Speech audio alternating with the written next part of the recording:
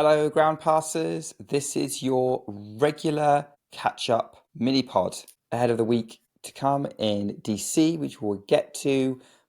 Anastasia and I are very, very excited about this one, but I wanted to do a quick check-in with you lot around what's happened this week so far, what's going to be coming up in the next week, and other tennis news stories that have been happening. So let's get started. We had 6 events going on across the ATP and WTA tours this week, and one of them was the Hopman Cup, which at time of recording has not actually been completed yet, but the final was taking place in that between Canada and Italy. So at time of recording, just checking the live scores, that has just started. With Bianca Andreescu and potentially actually 2 points away from beating Lucia Bronzetti. So we'll see if she gets the job done there, which will put Canada 1-0 up, and Felix Auger-Aliassime would be then following up to see if he could get a 2-0 win for the Canadians without having going to the doubles. That's quite an interesting final because Italy and Canada have been kind of dominating the team sports, at least Billie Jean King Cup terms. They're the last 2 teams to win the Billie Jean King Cup. But overall, they've been sporting really strong teams across Billie Jean King Cup, United Cup, and Davis Cup, and now we're including Hopman Cup as well. So maybe overall not a surprise that it's those teams that look like they're going to win that. The Canadian team overall does seem the stronger this time around. But that's the joint event out the way. Let's go to this week, which is in this weird post-Wimbledon pre-US summer swing clay season that usually runs for about 2 weeks. It's like a mini clay season in the midsummer. And generally what happens is the top players, like Anastasia at Grand Pass, generally take a week off or 2. And this is a great opportunity for other players to get themselves some much needed points towards their rankings and see if they can get themselves up the order and get some momentum going. We've seen at this point in the season before how some players can get some wins under their belt and then enter the second half of the season with renewed confidence. Casper Ruud's done it before. Zheng Qinwen did it last year. Andreeva also did it last year. So it is something that we do see. But also it's an opportunity for some chaos to happen and some players that you might not necessarily expect end up winning titles. That being said, that's not really happened this week, to be honest. In amidst all the chaos, actually, there are some names that you will definitely recognise among the champions list. And some that, if you're a seasoned tennis fan, probably wouldn't be a surprise. So let's go to the men's side first. And our first champion was at Los Cabos, which is the only event that happened this week that wasn't on clay. That was a hard court in Mexico. And really, when you think about it, is the kind of pre-warm-up to the US summer swing, or North American summer swing, because let's not forget Canada exists, guys. Los Cabos ended up being won by Denis Shapovalov, who, it seems when it gets to hard courts, he wins. And nothing to really report there. He beats Alexander Kovacevic in the final, who beat Andrei Rublev in the semi-finals. Shapovalov definitely seems to be liking hard courts. He won Dallas earlier this year and could well be a name to keep an eye on as you are looking to buy your ground passes in Canada or Cincinnati or at the US Open, depending on where he gets placed, but definitely a name to look out for. He's a young talent that has been in the conversation for a while. He's 26 now, nearly, and he's was regarded as a really promising talent for a while, very explosive, not just in terms of game style, but also in terms of emotions. And it's been a real roller coaster if you've been following his career. So great to see him finding some consistency. Let's see if he can get things going at the big events this US summer. Let's round up the rest of the clay. Another guy who won another title is Luciano Darderi, who another multiple title winner this season on the ATP Tour. He picks up the title in Båstad in Sweden, winning that title, which, if anyone remembers, last year was the scene of Rafael Nadal's last tour final of his career. Didn't win the title, he lost to Nuno Borges, but Darderi beat Jesper de Jong in the only final today that went 3 sets. Oh, so second final went 3 sets. Yeah. Went 3 sets with Jesper de Jong, who's also having a very good season and has got himself well into the top 100 as a result. But Darderi is now looking like someone who will be dangerous in 250s, picking up titles. He'll get the wins where needed. And when you're kind of in a situation where everyone's kind of similar level, getting those wins is really, really important. They'll boost your ranking and boost your confidence. So Darderi is playing again on the clay. He will be playing in Umag in Croatia. We'll get to that in a moment. But let's round off the ATP Tour by talking about the other final that happened, which was in Gstaad in Switzerland.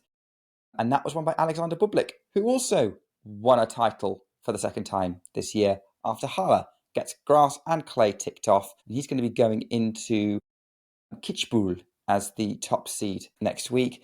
But again, really interesting to see some guys who are getting consistent results this season, capitalizing on the chaos this week and the top players being away and building up their rankings for their campaign at the final Grand Slam of the year.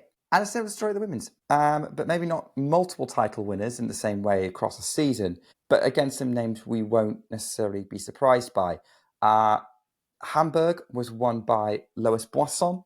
That's her first tour title. If you remember Lois, she's a player of the fortnight from Roland Garros when she reached the semi-finals. And she put the same kind of display of relentless, not giving up tennis that got her to the semi-finals. She came from 4-love down in the first set to win at 7-5 and then won the next set 6-3 against Anna Bonda from Hungary. So Boisson finally has a tour title to her name. She has a French Open semi-final, and really, I'm going to be honest, I think although she's probably going to be someone who's going to be a nightmare to play on any surface and will be pretty strong overall, she's got that mentality of belief that we've talked about before. She's going to be a real problem for pretty much anyone on clay, I'd say with the exception of Iga Swiatek and Coco Gauff, who absolutely love clay. That's their top performing surfaces, and I think it takes a lot to beat both those players, particularly at Roland Garros. Be interested to see what would happen with French crowd on their side against them, but I don't think Iga would be bothered, and we definitely know Coco wouldn't be because she beat Boisson. There's a bit of speculation, but Boisson is definitely a name to keep an eye out at Roland Garros. But if you are curious, definitely worth checking her out on a ground pass at the US Open. And the other champion from this week, which she got the job done about an hour ago now, at the time of recording, is Irina-Camelia Begu, who won her 6th WTA title, her first in 3 years. And it does seem to be at this point in her career that she's winning titles at this point in the season when there's opportunities to.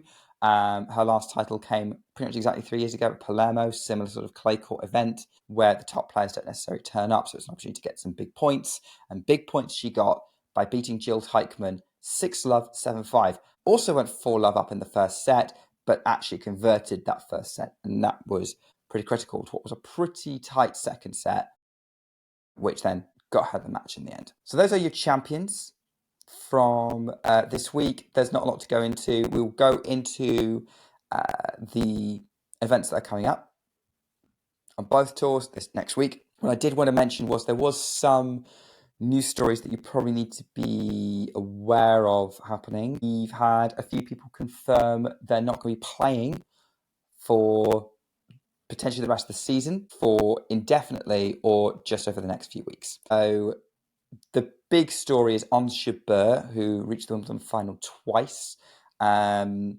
then hasn't quite been the same since losing that second Wimbledon final in 2023. Also US Open finalist in 2022, by the way. She is taking an indefinite break from tennis. She's not enjoying it. She's really struggling mentally and physically. She's been battling injuries for the last 2 years. And I think it's pretty obvious that things were getting her down a bit. She had to retire against Victoria Tomova with a physical problem.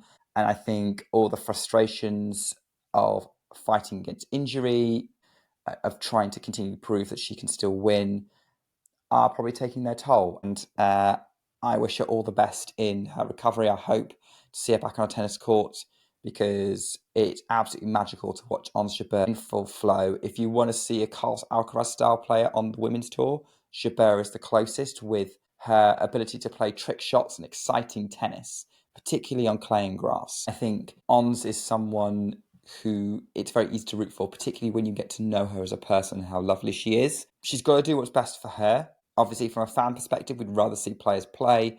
From a human perspective, I just want her to be okay. So, wishing Ons Jabeur all the best. Hope to see her back at the tennis court soon, but don't rush it. She needs to take the time for herself right now. And that's really, really important. Someone else who's been sidelined, definitely missing the US Open, could even miss the rest of the season, is Zheng Qinwen or Zheng Qinwen, depending on how you pronounce it. I believe the proper Chinese pronunciation is something more along the lines of Zheng Qinwen. But she has had elbow surgery, which explains a little bit because she's clearly been struggling a little bit this first half of the year. She's done very well to keep herself in the top 10, but a big chunk of the points she got towards her top 10 came from this point in the season onwards last year. So she's at risk of taking a bit of a tumble, but clearly there's something physically hampering her. And so she's had to have surgery. She's been dealing with pain for a while, and it's best to sort of preemptively deal with it rather than wait for it to get worse and have a greater impact on her career, especially since she's so young. Still a great talent and prospect. I think we'll be seeing her on the court again soon, hopefully in the Asian swing, but if not, she'll be back in time for the Australian Open in 2026. Wow, we are literally only 6 months away from the Australian Open, guys. We're not going to get that far ahead because we've got US stuff to look forward to. Speaking of US stuff, we've just had word that we've had some withdrawals from the Canadian Open. So let's talk about the Canadian Open. It's taking place across 2 locations. We'll go into a bit more detail next week on Anastasia's mini pod that's going to talk about DC. But we've had 4 big withdrawals from the tournament. Jack Draper's potentially the most significant in terms of the overall story of the season, because he's now said that he's got an arm injury that he picked up at Wimbledon, and he's not going to play until the US Open. So he's not going to play Cincinnati either. That's going to be big for his season because he's going to be defending semi-final points from the US Open, and coming in cold to a Grand Slam is really not the best preparation. So maybe hold the hype on Jack Draper going into this US Open, but still an exciting player to watch if you can catch him. On the bigger level, though, we've got Grand Slam champions pulling out of the Canadian Open as well, as Jannik Sinner, Arina Sabalenka, and Novak Djokovic have all pulled out. It's clearly not enough time after Wimbledon to recover. The calendar is pretty crammed this year, and it does feel like everything's racing by a little bit. We're already in US Open preparation, and Wimbledon's barely done. This won't be a problem next year because we will have a longer break. There'll be sort of a 3-week gap between Wimbledon and the start of the US Summer Swing in Washington. There'll be more clay court tournaments to play. But yeah, this seems to be a consequence of a slightly squished calendar in 2025. We'll wait to see if there's more withdrawals. We'll give you a full rundown on the mini pod next week for that when we properly look ahead to Canada. But we're going to look ahead to what's happening next week first. And that is going to be another week of clay court tournament and the proper start of the US Summer Swing. Just going to rattle through these clay court tournaments real quick. They're all 250s. There's 2 ATP events and 1 WTA.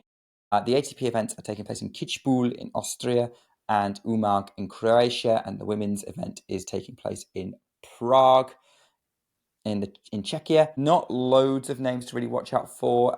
You've got Bublik, who's in Kitzbühel. Umag, not a lot to mention. I said Darderi was playing with Francisco Cerundolo as the top seed. But yeah, this is definitely an opportunity for players who are more comfortable on clay to pick up some big points, or for players who've got a bit of momentum to kind of keep that going. Still the story on the women's side. Linda Noskova is leading the way in Prague. And actually, to be honest, the Prague field is basically Czechs versus rest of the world. To be honest, it's where a lot of the top Czech players are going, although not the top Czech players, because we won't see Karolina Mukova there. We're not seeing Barbora Krejcikova there. I don't think Marketa Vondroušova's not there. So it does feel like that's what we're going to get. What I will say, though, is Prague is going to be an interesting space to see the young up-and-coming talent from Czechia, which always produces really, really strong women's players. And they've got a fair few talented teenagers in the mix there. So I'm going to be keeping an eye on seeing on how they do with home crowd support behind them. But let's be honest, what we're really excited about is the Washington Open. DC, Citi Open, where Anastasia is currently. And if you haven't subscribed to our Substack, please do. We've got plenty of write-ups from Anastasia's experience of going to the tournament. She went to the draw ceremony. She's been to qualies today. And she's going to be there sort of soaking in everything. And we've also had plenty of interviews. Anastasia's talking to Hailey Baptiste and Venus Williams, who is back and is causing a stir by being back, aged, 44, 45? I think she's turning 45 very soon. I believe she turns 35 at the beginning of August. But yeah, hasn't played for over a year and a bit since Indian Wells 2024 and can still hit the ball with the best of them. The question is, how is her movement and how's that going to affect her? But she's a big star. She's going to be playing Peyton Stearns in round 1. That's going to be exciting because Peyton Stearns likes to make it a match. I think the crowd's going to be really awesome for that match as well. There's going to be a lot of great atmosphere. There's also going to be sort of a lot of excitement around Venus Williams and Hailey Baptiste in the women's doubles because they're going to be playing together. And actually, they're playing against an interesting team of Clevie Ngunwe, who is an American teenager who's breaking her way through the ranks. I believe she's still in qualies at the time of recording. And Eugenie Bouchard is Clevie's teammate. Bouchard is a Wimbledon finalist from 2014, also multiple Grand Slam semi-finalist, but has now recently switched to pickleball. She played in Newport in the singles, and it has now been announced that she will be retiring after the Canadian Open, which is after DC, the week after DC, and that will be the last time we see her professional tennis event. So that's going to be interesting to see these sort of players who are almost retired playing against each other. I mean, Venus isn't talking like she's going to retire, but it does feel like it's going to happen soon, right? Given her age, but hey, who knows? Maybe she'll carry on playing doubles for a bit and still get plenty of singles wild cards because, yeah, she got a wild card into the tournament. She doesn't currently have a ranking because she's not played in over a year.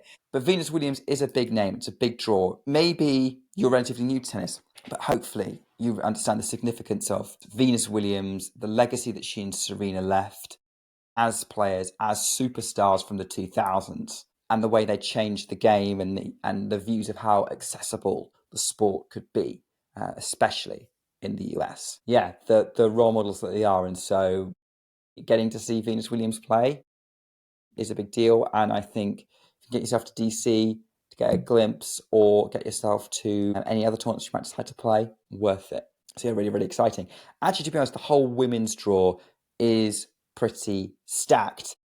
I've been going through it, and I'm just like, I'm on the TNNS app, which is a scoring app that I use to follow what's happening in the tennis. I've literally marked every single first round as a match I want to watch, as a match I want to follow and get the score updates on if I can't watch. I think it's going to be a really, really exciting tournament, and for so many reasons. Like, the field is amazing. Like, even if you don't have many top 10 players in it, so Zheng Qinwen was going to be one of the top seeds, but sadly she's not going to be there. But you still have Emma Navarro, Irina-Rybakina playing, Jessica Pegula, and plenty of great Grand Slam champions like Emma Raducanu, Naomi Osaka. You've got Tatiana Maria, who's going to be playing a qualifier. Yes, I'm a big fan of Tatiana Maria. Not putting her in the Grand Slam winners category, but absolutely love watching her play. And she seems to be gaining a lot of confidence at the moment. Let's see how she does on the hard courts. That's the women's draw. One thing I do also want to point out is there's another doubles team that I'm super, super excited about, and that is Emma Raducanu and Elena Rybakina. Team ER. If George Clooney shows up, that would be the whole image, really. With that one, I think I don't know how that's going to go. They've never played doubles together before, but they're both big stars of the game, and they've got just fantastic champions mentality, and I'm interested to see what they do on a doubles court together. I think that's going to be absolutely fascinating to me, how those two get on. And they're actually pretty close to Baptiste and Venus, who, I'm going to say this now, I actually think are favourites to get through their doubles match. So you could see Team ER versus Venus and Baptiste at DC, either in round 2 or round 3. Not 100% sure which. And then on the men's side, obviously you've got most of the big Americans there, like Taylor Fritz, Frances Tiafoe, and that's also really, really exciting. I'm just having a look and seeing who else we've got. Dan Evans is going to be playing, former champion, obviously biased because he's a Brit. You've got Leonard Tien and Emiliano Nava playing, Giovanni Pesci-Pericard, Ben Shelton's playing, and you've got other top 10 players like Andrei Rublev, Lorenzo Musetti, Holger Rune, Alex de Minaur, Daniel Medvedev, who is just about a top 10 player at the moment, at the very least a former US Open champion in the mix, Gael Monfils. It's a bigger draw, so it doesn't feel as stacked. No idea why the men's draw is bigger than the women's draw. There could be various reasons for that. It could be down to, money being put into the tournament. It could be down to the fees agreed with the ATP and WTA.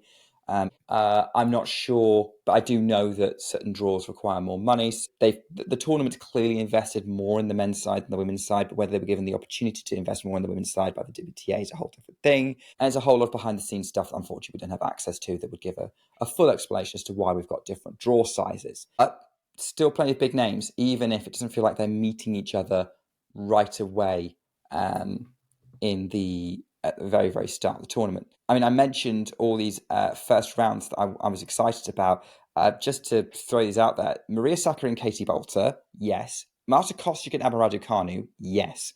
Naomi Osaka, Yulia Putintseva, yes. Magdalene Net and Danielle Collins, yes, please. All-American Cash, Hailey Baptiste and Sophia Kenin, yes. And you've got, all these exciting young talents coming through as well. Victoria Mboko is playing. She's going to be playing Anastasia Potapova, who is coming back from injury. That could be an opportunity for Mboko. And Maya Joint is going to be playing Leylah Fernandez, who has only just recently stopped being a young up-and-coming star, to be honest. Yeah, every single one of those worth watching, especially, and I expect more of the same once we get the qualifiers and we know who's going to be playing who out of those. Hoping Taylor Townsend can make it through hers. But yeah, that's it. That's your mini pod. That is your update from Ground Pass. So yeah, hope you enjoyed this episode. Please give us a rating of 5 stars on your podcast app, or give us a like if you're watching on YouTube. Help people find this podcast. And yeah, we want to get this podcast shared far and wide so that as many casual fans as possible can go into the US Open with a little bit more knowledge of who they're going to be seeing, because that's what we're here for. I know what it's like from the perspective of people sitting down and not knowing anything about who you're watching. Can be frustrating. We're here to help. So get us out there. Please help us find who we need to. Thanks for listening. Anastasia will be back next week to give you the full lowdown, everything to do with DC, what happened there, all the other results, and we're going to start looking ahead to the first 1,000 of the year happening in Canada, which is going to bring you lots of tennis from the ground this summer swing.